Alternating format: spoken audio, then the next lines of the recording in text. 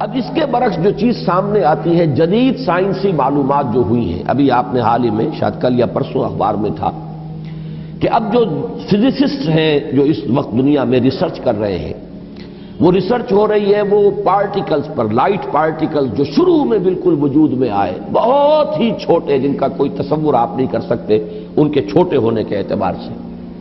معلوم ہوا کہ وہ 3 قسم کے بیسک پارٹیکلز ہیں، انہی سے پھر یہ کائنات بنی ہے۔ یہ ساری ریسرچ ہو رہی ہے۔ اسی طرح نوبل پرائز جب ملا تھا عبدالسلام کو، یہ جو سائنسدان ہے قادیانی، اور انہیں نصف حصہ ملا تھا ایک اور دوسرے شخص کے ساتھ نوبل پرائز میں، تو وہ بھی آپ کو یاد ہوگا، اخبارات میں پڑھا ہوگا کہ وہ بھی ریسرچ تھی اس بات پر کہ اس کائنات کے اندر بیسک فورسز کون کون سی ہیں۔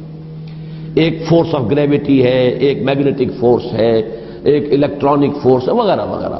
اور ہو یہ رہا ہے کہ اب یہ چیزیں جیسے جیسے تحقیق آگے بڑھ رہی ہے، ان کی تعداد کم ہو رہی ہے، گویا کثرت سے وحدت کی طرف انسان جا رہا ہے، اور انسان یہاں تک جا رہا ہے کہ پوری کائنات اپنی پوری ڈائیورسٹی، اپنے پورے تنوع کے ساتھ، اس کا نقطہ آغاز جو ہے وہ بالکل ایک یا 2 یا 3 چیزیں ہیں بڑی حقیر سی، وہاں سے اس کائنات کا ارتقاء ہوا۔ وہ جو theories of the creation of universe ہے کہ یہ کائنات کیسے وجود میں آئی، کریشن کیسے ہوئی، کن سٹیجز میں سے یہ کائنات گزری ہے۔ قرآن کہتا ہے کہ ایک لفظ کن ہے جس سے کہ اس کائنات کی تخلیق ہوئی۔ اللہ تعالیٰ کے اس ایک حرف کن نے سب سے پہلی شکل جو اختیار کی ہے وہ وہی پارٹیکلز ہیں نور کے، سب سے چھوٹے چھوٹے پارٹیکلز۔ یہ خنک نور کا دور ہے جس میں کہ حرارت نہیں تھی، گرمی نہیں تھی، ٹھنڈی روشنی، ایک بسیط نور تھا کہ جو اس حرف کن کے ذریعے سے وجود میں آیا۔ یہ جو دور ہے خنک نور کا، ذہن میں رکھیے، اس میں ابھی حرارت نہیں ہے، اس میں گرمی نہیں ہے، جو بھی ہے اندر پوشیدہ ہے اس کے، وہ بعد کا مرحلہ آئے گا جب میں عرض کروں گا۔ اس خنک نور کے دور ہی میں 2 چیزیں اللہ نے اس سے پیدا کی جو صاحب شعور اور صاحب تشخص ہے۔ ایک ارواح انسانیہ، وہ بھی نورانی ہے، اس نور سے بنی۔ دوسرے ملائکہ، وہ بھی نورانی ہے اور اس نور سے بنے۔ سب سے پہلے اللہ نے حضور صلی اللہ علیہ وسلم کی روح کو پیدا کیا، کیونکہ ابتدائی مرحلہ یہی ہے۔ یہ خلق نور کا دور ہے، جبکہ ابھی نہ کوئی ناری کرے تھے، نہ کہیں کسی طرح کی خاک وغیرہ کا کوئی مسئلہ تھا۔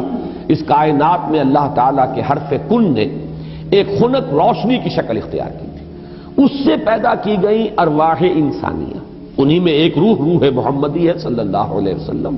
تو اگر سب سے پہلے اللہ نے اسی کو بنایا ہو تو اس میں کوئی حرج واقع نہیں ہوتا، وہ بھی مخلوق ہے، وہ بھی اللہ کے بنانے سے وجود میں آئی ہے، صرف ایک تقدم زمانی اسے حاصل ہے کہ سب سے پہلے اللہ نے نبی اکرم صلی اللہ علیہ وسلم کی اس روح مبارک کو اس نور سے پیدا کیا، لیکن اسی نور سے تمام انسانوں کی ارواح پیدا کی گئی، اور انہی سے وہ عہد لیا گیا تھا لست بربکم قالوا بلی، اور اسی نور سے ملائکہ پیدا کیے گئے ہیں۔ خنک نور میں بڑے بڑے ایکسپلوژنز ہوئے ہیں اور ناری کرے وجود میں آئے۔ یہ ذہن میں رکھیے کہ ایک شے ہے، اس کے اندر کوئی حرارت مخفی ہے، ظاہر نہیں ہو رہی۔ ایٹمز ہیں، ایٹمز کے اندر بہت بڑی انرجی ہے، ظاہر نہیں ہو رہی۔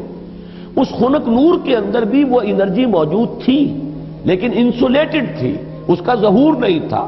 لیکن جب ایکسپلوژنز ہوئے ہیں تو پھر یہ کہ بڑے بڑے ناری کرے وجود میں آئے۔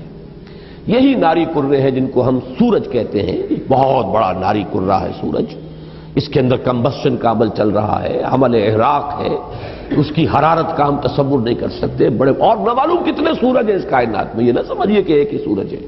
یہ ایک سورج کے گرد ہمارا جو یہ ہے ایک سولر سسٹم ہے، کنبہ ہے اس کا، کہ اس کے گرد جو ہے یہ سیارے چکر لگا رہے ہیں، کرے ہیں، اور نہ معلوم کتنے سورج ہیں۔ پھر ایک سورج ہے اور ایک ستارے ہیں، ان ستاروں کے گرد یہ سورج اپنے کنبوں کو لے کر چکر لگا رہے ہیں۔ بہرحال ہم یہاں پر جو ہے اصولاً جو بات سمجھنا چاہ رہے ہیں اس وقت وہ یہ ہے کہ یہ سیکنڈ سٹیج ہے، تنزل ہے یہ، کہ اب اس خنک نور میں جب ایکسپلوژنز ہوئے ہیں تو وہاں سے بڑے بڑے ناری کرے وجود میں آئے۔ یہ ایکسپلوژن کا میں جان بوجھ کر بول رہا ہوں، اس لیے کہ جدید سائنس میں، جدید فزکس میں ایک لفظ استعمال ہوتا ہے دی بگ بینگ تھیوری، اس کا نام ہی ہے دی بگ بینگ تھیوری، کہ ایسا معلوم ہوتا ہے کہ ایک وقت میں کوئی بہت بڑا دھماکہ ہوا جس سے کائنات وجود میں آئی۔ اب یہ دھماکہ جو ہے بگ بینگ تھیوری جو ہے، یا تو یہ ہے کہ اس کو تعبیر کیا جائے گا اس حرف کن سے، کن، وہ کن کیسا ہوگا جس نے اس پوری کائنات کو وجود بخشا ہے، اس کا ہم تصور نہیں کر سکتے۔ یہ ہم کہہ رہے ہیں کن، لیکن اللہ کا وہ کلام جب صادر ہوا ہو اور حکم ربی امر کن جو ہے اس کی کیا کیفیت ہوگی، تو یا تو بگ بینگ جو ہے یا تو اس سے تعبیر کیا جائے، اور یا یہ کہ جو یہ ایکسپلوژنز ہوئے ہیں اس خنک نور نے جو ناری کروں کی شکل اختیار کی ہے، تو یہ بگ بینگ ہے، یہ دھماکہ ہے۔ یہ دور ہے کہ جس میں اس آگ سے اللہ نے تیسری مخلوق پیدا کی۔ میں نے اب پہلے دو کر دیے نا، نور سے دو مخلوق، انسانی ارواح اور ملائکہ۔ دوسری سٹیج پر یہ تیسری مخلوق پیدا ہوئی ہے، جنات ہے، یہ آگ سے بنائے گئے ہیں۔ قرآن بار بار کہتا ہے وَالْجَانَّ خَلَقْنَاهُ مِنْ قَبْلُ مِنْ نَارِ السَّمُومِ۔ قرآن مجید میں سورہ رحمان میں بھی ہے، اللہ تعالیٰ نے انسان کو پیدا کیا ہے مٹی سے، لیکن یہ کہ انسان کو بنایا ہے آگ کی لپٹ سے۔ بار بار آیا ہے یہ مضمون تو قرآن مجید میں، اور جنوں کا معاملہ جو ہے، اور یہ کہ سورہ ہجر میں فرمایا گیا وَالْجَانَّ خَلَقْنَاهُ مِنْ قَبْلُ، یہ پہلے پیدا ہوئے انسانوں سے۔ لہذا یہ دوسری سٹیج ہے جس میں کہ جنات کی تخلیق ہوئی ہے اس آگ کی لپٹ سے۔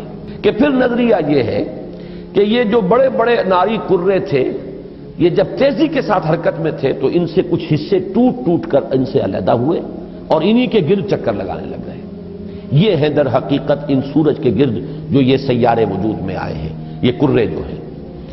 پھر یہ ٹھنڈے ہونے شروع ہوئے، اور ان میں جب ٹھنڈا ہوا ہے وہ ناری کرہ، تو اوپر جو ہے کرسٹ آیا، راکھ، جیسے انگارے کے اوپر راکھ آ جاتی ہے، راکھ ٹھنڈی ہوتی ہے، اندر انگارہ موجود ہے، ذرا سی راکھ ہٹ جائے اگر اور آپ کی انگلی جو ہے اس انگارے کو ٹچ کر جائے تو جلے گی، لیکن اگر راکھ اوپر ہے تو وہ آپ کو محسوس نہیں ہوگا۔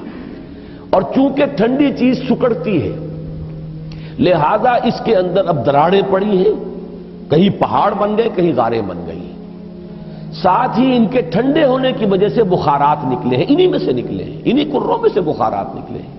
یہ بخارات ہیں جنہوں نے اوپر جا کر وہ جو جسے ہم فضا کہتے ہیں، ایٹماسفیئر، جس کے اندر گیسز ہیں، یہ یہیں سے انہی کروں کے ٹھنڈے ہونے سے وہ بخارات نکلے ہیں۔